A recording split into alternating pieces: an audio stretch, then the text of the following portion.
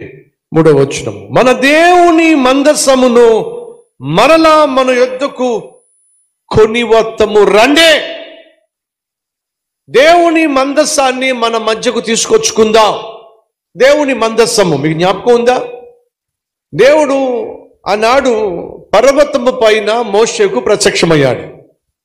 పర్వతముపైనే దేవుడు మోషేకు ధర్మశాస్త్రాన్ని ఇచ్చాడు. పర్వతము పైనే దేవుడు ప్రత్యక్షమై దేవుడు మోషేకు 2 పలకల మీద 10 ఆజ్ఞలు కూడా ఇచ్చాడు. మహిమా స్వరూపి అయినటువంటి దేవుడు మనుషుల మధ్య నివసించటం సాధ్యం కాదు గనుక ఆయన పర్వతం మీద దిగినప్పుడు మోషే కూడా యెహోవాను చూడలేకపోయాడు, ఆయన మహిమను చూడలేకపోయాడు. మోషేను తాను ఉన్న కొండపైకు పిలిపించి, మోషే, నాకు ఒక కోరిక ఉంది. ఏంటి ప్రభువా? నేను కూడా వచ్చి మీ మధ్య నివసించాలని ఆశపడుతున్నాను. ఏమంటున్నాడు దేవుడు? నేను వచ్చి మీ మధ్య నివసించాలని ఆశపడుతున్నాను. కాబట్టి నువ్వు చేయాల్సింది ఏమిటయ్యా అంటే ప్రత్యక్ష గుడారమును నిర్మించు. ఆ ప్రత్యక్ష గుడారములో అతి పరిశుద్ధ స్థలాన్ని నిర్మించు. ఆ అతి పరిశుద్ధ స్థలములో నా కొరకు ఒక మందసమును నిర్మించు. అక్కడ నుండి నేను నీతో మాట్లాడతాను. మందసము అనంటే 2 అడుగుల 3 అంగుళాలు ఎత్తు, 2 అడుగుల 3 అంగుళాలు వెడల్పు, అంతేకాకుండా 3 అడుగుల 75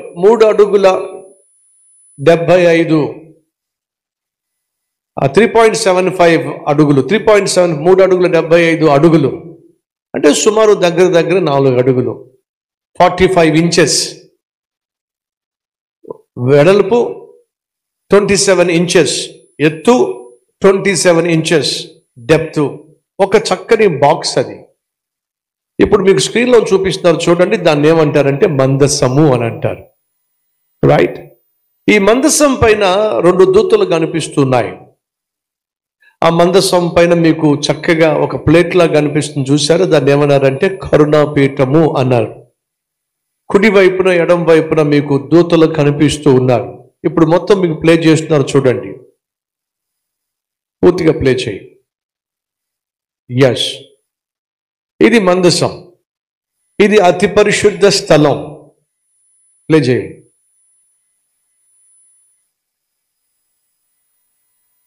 ఇది ప్రత్యక్ష గుడారంలో ఉన్నటువంటి పరిశుద్ధ స్థలం. ఈ పరిశుద్ధ స్థలంలో నుండి ఇప్పుడు అతి పరిశుద్ధ స్థలంలోకి వెళుతున్న అదుగో దేవుని యొక్క సన్నిధి ఉన్నటువంటి మహిమతో కూడిన మందసం. అది అక్కడ దేవుడు నివసిస్తాడు. అదుగో ఆ మందసము దేవుని యొక్క సన్నిధికి సాదృశ్యం. ఆ మందసము పైనే దేవుడు ఆసీనుడై ఉన్నాడు. ఆ మహిమను మనం చూస్తున్నాం, చూసారా? అది దేవుని యొక్క సన్నిధికి సాదృశ్యం. ఈ మందసములో ఏమి పెట్టబడిని అని అంటే దేవుడు మోషేకి ఇచ్చినటువంటి 2 పలకలు కలిగిన 10 ఆజ్ఞలు, అంతేకాకుండా అరణ్యంలో ఇశ్రాయేలీయులను పోషించడానికి దేవుడు వాడినటువంటి దేవుడిచ్చినటువంటి మన్నా. అది ఆ వీడియోలో కనిపించట్లేదు కానీ 3 వస్తువులు అక్కడ పెట్టబడినాయి. హెబ్రీయులకు రాసిన పత్రిక 9వ అధ్యాయము 4, 5, 6 వచనాల్లో మీరు చూస్తారు.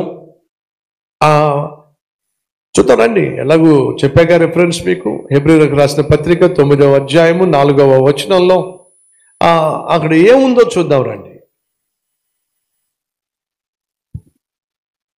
అందులో సువర్ణ ధూపార్తియు అంతటను బంగారు రేకులతో తాపబడిన నిబంధన మందస్సమును ఉండెను.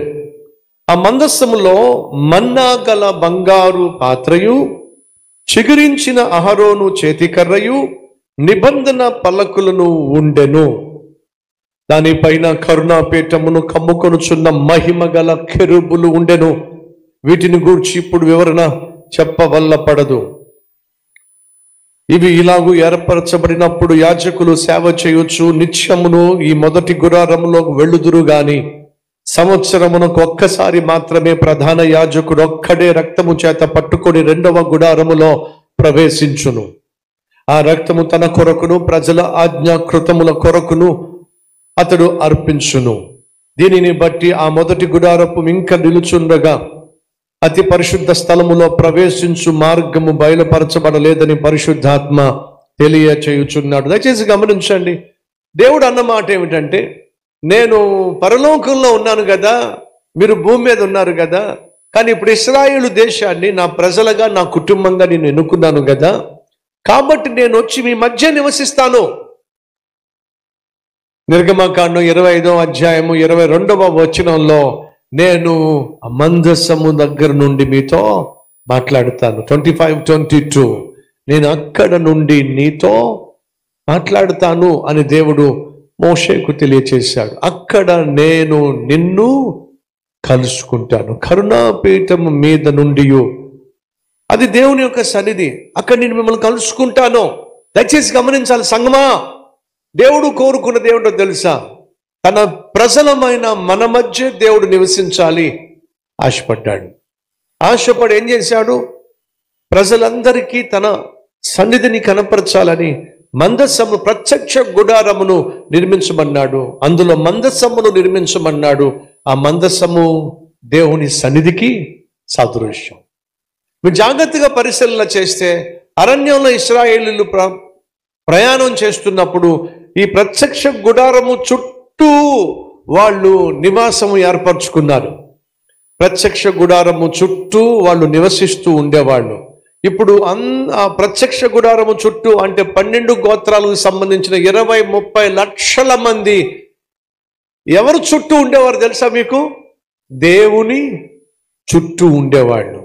దేవుని మహిమ కలిగిన సన్నిధి కేంద్రముగా ఉండేది. సహోదరి సహోదరులు, దావీదు ఆశిస్తుంది ఏంటో తెలుసా? ఇశ్రాయేలీయుల యొక్క ప్రజలు దేవుని సన్నిధిని అనుభవించాలి. యెరూషలేము క్యాపిటల్ సిటీ, కేంద్ర పట్టణము. ఈ కేంద్ర పట్టణమైనటువంటి యెరూషలేము అనే పట్టణానికి దేవుని మందసాన్ని తీసుకొచ్చి ఇక్కడ ప్రతిష్ఠించటం వల్ల తాను చేస్తుంది ఏమిటయ్యా అంటే, ఈ దేశం అంతా కూడా దేవుని యొక్క నీడలోనే వర్ధిల్లాలి. అర్థమవుతుందా? దేవుని యొక్క సన్నిధిని ఇశ్రాయేలు ప్రజలు అనుభవించాలి. దేవుని యొక్క ప్రసన్నతను అనుభవించాలి. కాబట్టి తను కోరింది ఏమిటంటే, మొట్టమొదటిగా మందసాన్ని తీసుకొచ్చి యెరూషలేములో మనం ప్రతిష్ఠిద్దాం రండే అని చెప్పి ప్రజలందరినీ ఆయత్తపరుస్తున్నాడు. సహోదరి